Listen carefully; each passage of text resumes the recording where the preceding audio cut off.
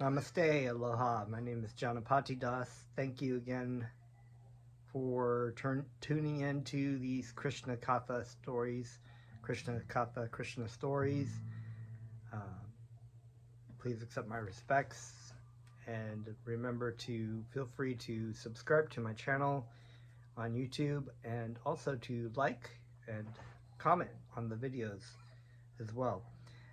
I'd like to take the opportunity to offer my respectful obeisances unto my spiritual master, my guru, Jagat Guru, Siddha Swarupananda Paramahamsa Srila Prabhupada, and my spiritual grandfather, A.C. Bhaktivedanta Swami Prabhupada, who of course translated this Krishna book that we've been reading from and made many purports. Without Bhaktivedanta Swami Prabhupada's mercy of coming to the West and translating so many wonderful scriptures, I would not be here actually, or would my spiritual master have been able to instruct me. So we're going to start with some hearing and repeating of Krishna's holy names, and I'd like to just encourage you to join along or just sit back and listen if you like.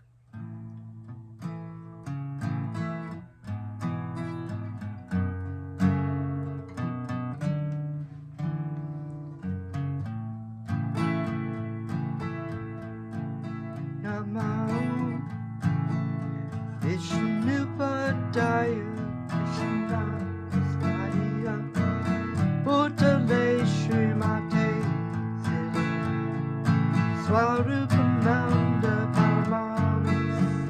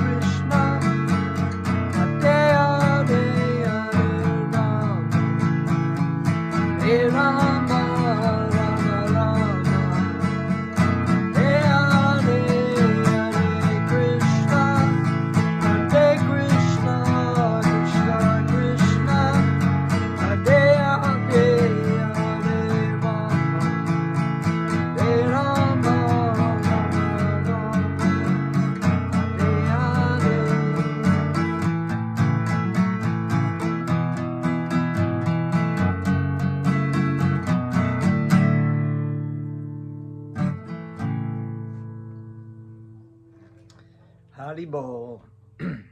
Om Namo Bhagavate Vasudevaya. So we're reading in the last part of the Krishna book.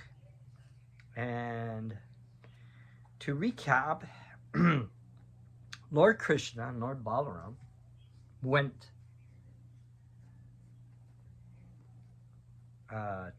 actually all the Kshatriyas, all the warriors went to Vrindavan to basically atone for their, to bathe and to atone for their killing as warriors. And so in doing that, Lord Balaram and Krishna and all the residents of Gopis of Vrindavan, they all had this wonderful reunion, and Radharani was very beautiful. And we're continuing. Draupadi meets the queens of Krishna. So, to explain, the wonderful thing about the Srimad Bhagavatam is that the great epic of the Mahabharata, of the Pandava story, the story of the Pandavas and so many other things, oftentimes crosses over. The Krishna book is specifically mostly about Krishna, right, and Krishna's pastimes, but part of Krishna's pastimes include the Pandavas, the Battle of Kurukshetra, the Bhagavad Gita, things that are already in the Mahabharata as well. So in this case, Draupadi is the wife of the Pandava brothers, which is a unique situation. In the time, it was very common for kings to have multiple wives. Krishna had 16,108 wives. Nobody could quite do that.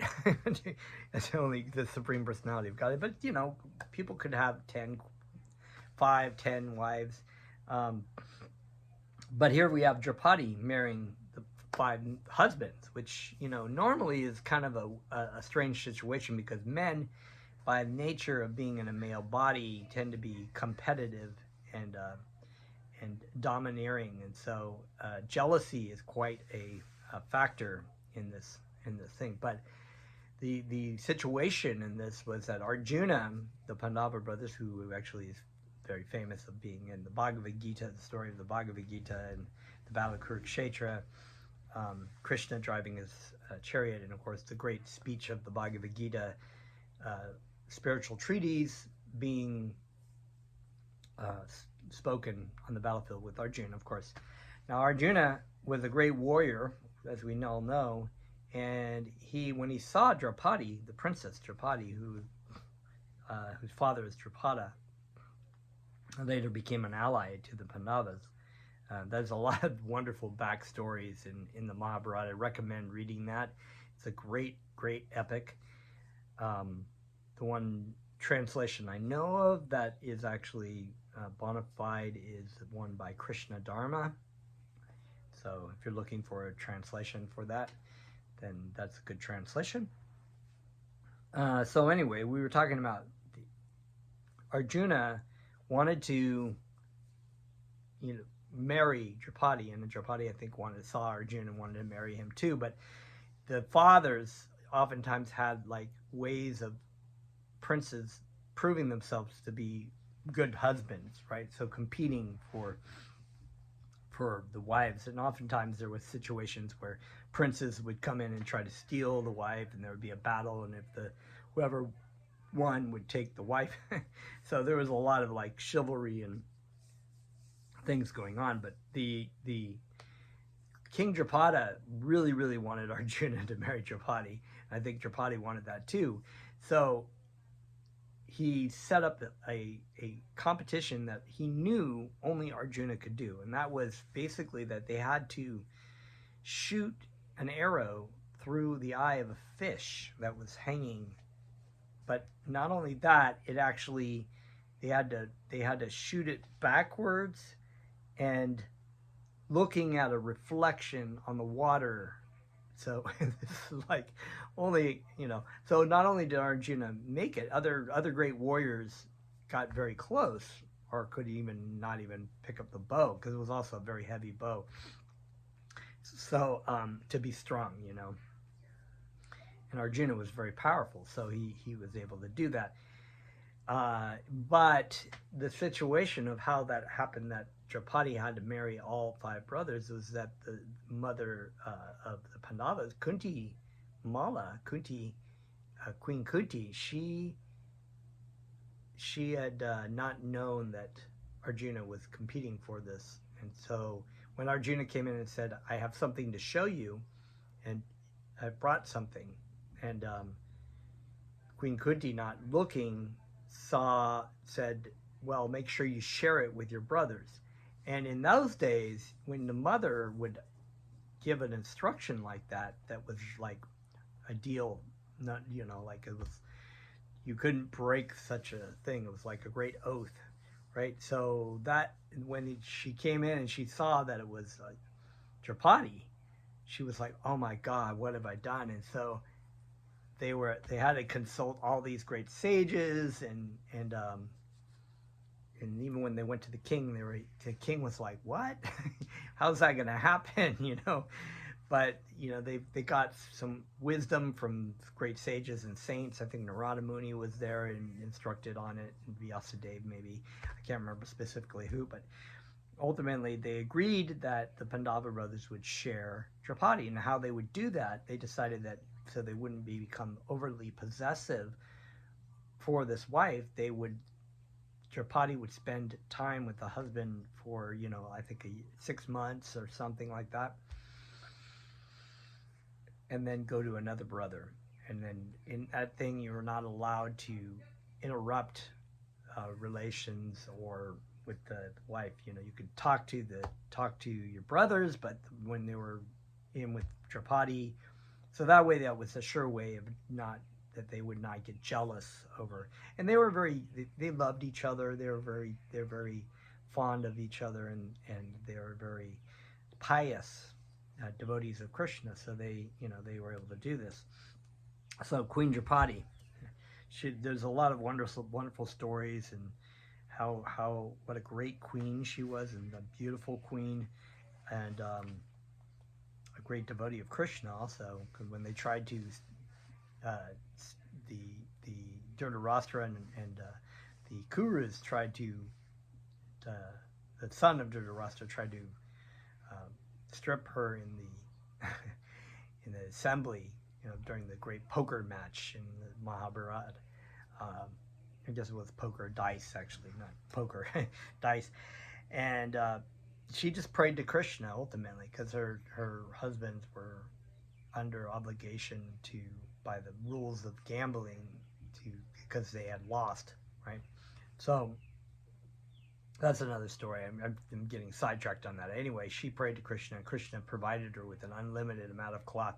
So they kept trying to pull all these clothes off her to get her naked, to humiliate her, right? And so it just was more and more clothes coming off of her. She never got naked. So, and then they were just exhausted. So Krishna saved her there. So, in the story, here we go. There were many visitors who came to see Krishna, and among them were the Pandavas, headed by King Yudhishthira, the eldest brother, right, who became the emperor eventually, very pious, the most pious in the land, pretty much. After talking with the gopis and bestowing upon them the greatest benediction, Lord Krishna came to welcome King Yudhishthira and other relatives who had come to see him. He first of all inquired from them whether their situation was auspicious. Actually, there is no question of ill fortune for anyone who sees the lotus feet of Lord Krishna. Yet when Lord Krishna, as a matter of etiquette, inquired from King Yudhishthira about his welfare, the king became very happy by such a reception and began to address the Lord thus: My dear Lord Krishna, great personalities and devotees in full Krishna consciousness always think of your lotus feet and remain fully satisfied by drinking the nectar of transcendental bliss. The nectar which they constantly drink sometimes comes out of their mouth and is sprinkled on the others as narration of your transcendental activities. So to hear from a pure devotee who has heard from their spiritual master, is a wonderful boon. It's a wonderful benediction to be able to hear of the pastimes of Krishna from a devotee who is initiated by another pure devotee. And so this is also another great thing, is that King Yudhishthira, devotees are also pleased and excited to be able to have the opportunity to praise Krishna. So, right, the devotee himself does not like to be praised by other material-minded people, or even by other devotees. They'll accept it, but to be able to praise other devotees, it's very enjoyable to praise great devotees. But devotees themselves don't really take it, they accept it, but they're not, oh yes, thank you very much. Because they feel lower than the straw on the street. They feel very low. They feel very humble and not worthy of the praise that they're receiving them. But they also understand that it is for the benediction, the benefit of the devotee, of the living entity, to be able to praise Krishna and to praise the devotee of Krishna. So this is what's happening. This nectar coming from the mouth of devotees is so powerful that if one is fortunate enough to have the opportunity to drink it, he immediately becomes freed from the continuous journey of birth and death. Our material existence is caused by our forgetfulness of your personality, but fortunately the darkness of forgetfulness is immediately dissipated if one is privileged to hear about your glories. Therefore, my dear Lord, where is the possibility of ill fortune for one who is constantly engaged in hearing your glorious activities? A reason why to read the Srimad Bhagavatam, to read the Krishna book constantly, to hear the pastimes of Krishna continuously, is a great benediction. So it is, I'm being pleasing to my spiritual master, even though I really have no authority to speak upon the Krishna, except for the mercy of my spiritual master upon me. Since we are fully surrendered unto you and have no other shelter than your lotus feet, we are always confident of our good fortune. So there's a nice dichotomy that goes on, that the devotee feels extremely fallen and not worthy of Krishna's mercy, or the mercy of the devotee, but they also know that they demand it, because they also know that to be able to take shelter of the pure devotee of Krishna, of the spiritual master, and of Krishna, of Lord Chaitanya, is a great fortune, that one is fully protected by doing so. My dear Lord, you are the ocean of unlimited knowledge and transcendental bliss. There we go. Unlimited knowledge, ocean of unlimited knowledge. So when we talk about this idea of an ocean, you think ocean, okay, it's very large, but it also has shores. But here it's continued to say that ocean of unlimited knowledge. So there we have an infinite. The ocean is sort of an analogy of a very large, but the unlimited knowledge and transcendental bliss. So this is the beauty of this process of sadhana bhakti, of bhakti yoga, that the knowledge is continuous. There is no end to it.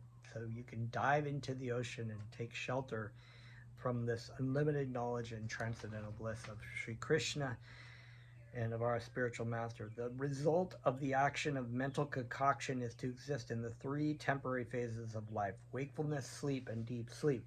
But these conditions cannot exist in Krishna consciousness. All such reactions are invalidated by practice of Krishna consciousness. You are the ultimate destination of all liberated persons. Out of your independent will only, you have descended on this earth by the use of your own internal potency, Yoga Maya. Different, of course, from Maya Devi, right? Similar, but the shadow of Yoga Maya, the internal potency of Krishna, Radharani is Maya Devi. So you have, just like you have something in the spiritual world, you have the perverted reflection in the material world. So we have the Yoga Maya, which is the internal potency, which can delude the devotee into thinking that Krishna is their dearest friend or child, or like they do in Vrindavan, or boyfriend, girlfriend, boyfriend, conjugal relationship. So it's not like awe and reverence, although there is an aspect of God in awe and reverence for those people that want to serve him as such in that relationship. And in order to re-establish the Vedic principles of life, you have appeared just like an ordinary human being. Since you are the supreme person, there cannot therefore be any ill luck for one who has fully surrendered unto you. There we go, very summarized. When Lord Krishna was busy meeting various kinds of visitors, and while they were engaged in offering prayers to the Lord, the female members of the Kuru dynasty and the Yadu dynasty took the opportunity of meeting with one another and engaging in talk of Lord Krishna's transcendental pastimes. The first inquiry was made by Draupadi to the wives of Lord Krishna. She addressed them, "My dear Rukmini, Bhadra, Jambavati, Satya, Satyabhama, Kalindi, Saibya, Lakshmana, Rohini, and all other wives of Lord Krishna, will you please let us know how Lord Krishna, the Supreme Personality of Godhead, accepted you as his wives and married you in the pursuance of the marriage ceremonies of ordinary human beings." So here we get to have a recap of how these queens were saved by, or taken as a wife by Lord Krishna. So here we go. To this question, the chief of the queens, Rukmini Devi, replied, "My dear Draupadi, it was practically a settled fact that princes like Jarasandha and others wanted me to marry King Shishupala. And as is usual, all the princes present during the marriage ceremony were prepared with their armors and weapons to fight with any rival who dared to stop the marriage." So if it's in my library, my YouTube library, so if you want to go back and read these stories, those videos are there.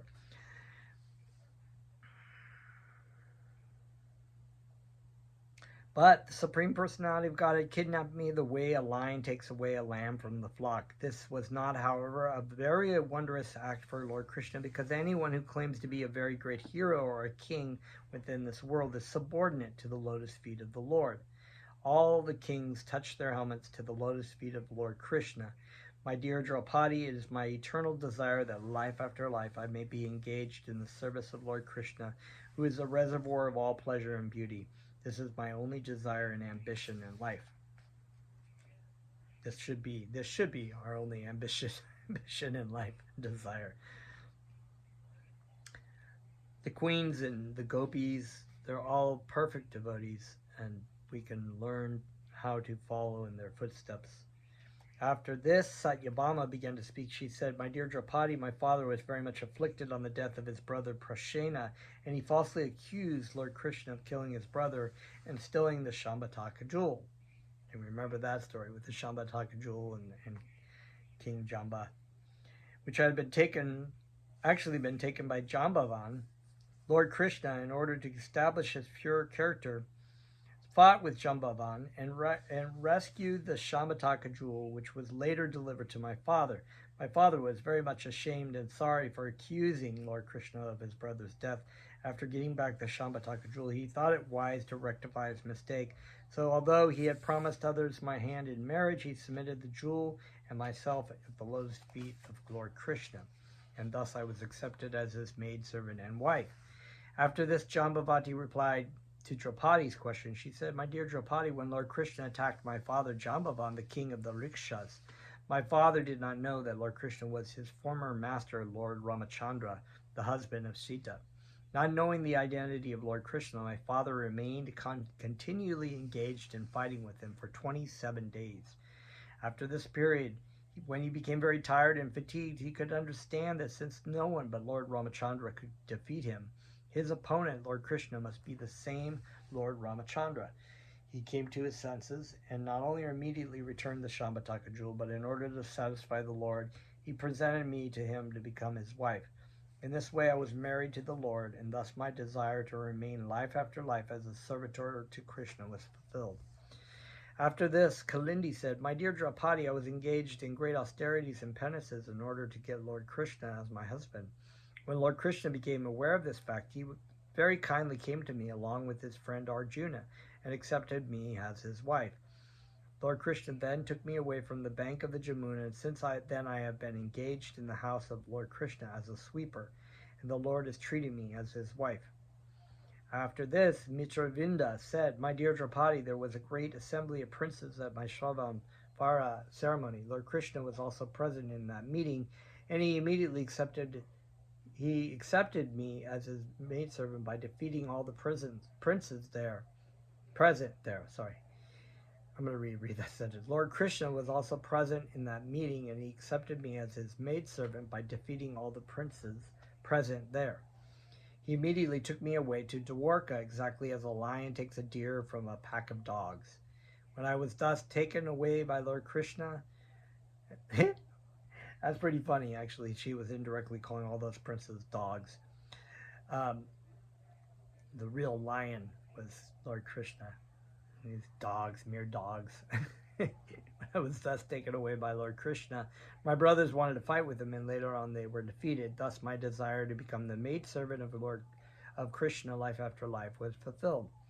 After this, Satyada addressed Draupadi in this way: "My dear Draupadi, my father arranged for an assembly for my Svayamvara, the personal selection of my husband. And in order to test the strength and heroism of the prospective bridegrooms, my father stipulated that each fight with his 7 ferocious bulls, which had long serpentine horns. Many heroic prospective bridegrooms tried to defeat the bulls, but unfortunately, when they were all severely struck, and they returned to their homes as defeated invalids." When Lord Krishna came and fought with the bulls, they were just like playthings for him. He captured the bulls and roped each one of them by their nostrils. Thus they came under his control, just like a goat. Small kids come very easily under the control of children. So here in this case, of course, Krishna expanded himself into 7 Krishnas and was able to get them all, made it very easy, even though he could have done it just by himself. But so you can see there was these situations where fathers would put some kind of test for the husband. In this case, it was bulls. My father became very pleased and married me with Lord Krishna in great pomp, giving as my dowry many divisions of soldiers, horses, chariots, and elephants, along with hundreds of maidservants. Thus Lord Krishna brought me to his capital city of Dwarka. On the way back, he was also assaulted by many princes, but Lord Krishna defeated all of them, and thus I have the privilege of serving his lotus feet as a maidservant. After this, Bhadra began to speak. She said, "My dear Draupadi, Lord Krishna is the son of my maternal uncle. Fortunately, I became attracted to his lotus feet. When my father understood these feelings of mine, he personally arranged for my marriage, inviting Lord Krishna to marry me and giving him a dowry, 1 Aukshahini, or division of armed forces, along with many maidservants and other royal paraphernalia.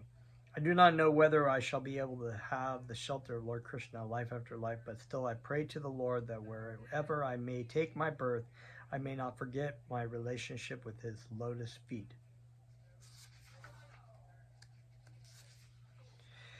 Then Lakshmana said, "My dear queen, many times I have heard the great sage Narada glorifying the pastimes of Lord Krishna.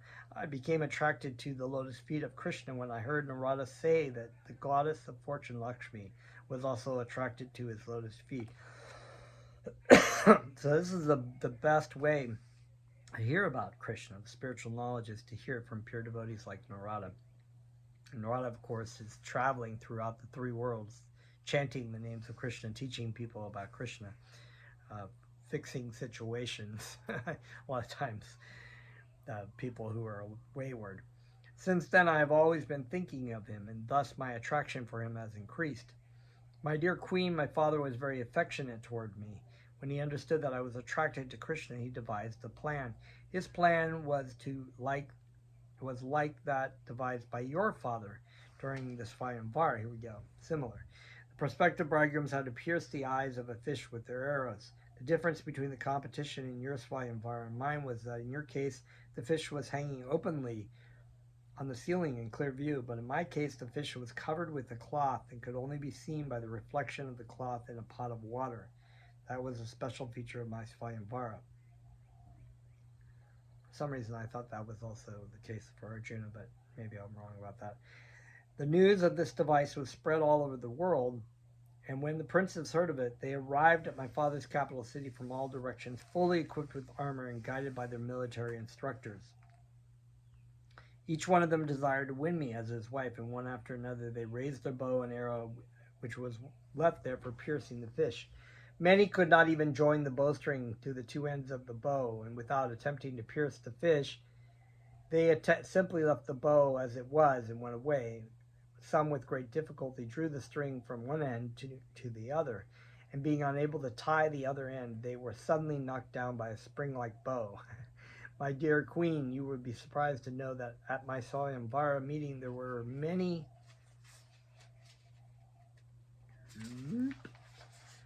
famous kings and heroes present. Heroes like Jartsandha, Ambashtita, Shishupala, Bhimashena, Duryodhana, and Karna were there, of course, able to string the bow, but they could not pierce the fish because it is covered. It was covered, and they could not trace it out from the reflection. The celebrated hero of the Pandavas, Arjuna, was able to see the reflection of the fish on the water, but although with great caution he traced out the location of the fish and shot the arrow, he did not pierce the fish in the right spot. His arrow at least touched the fish, and so he proved himself better than all other princes.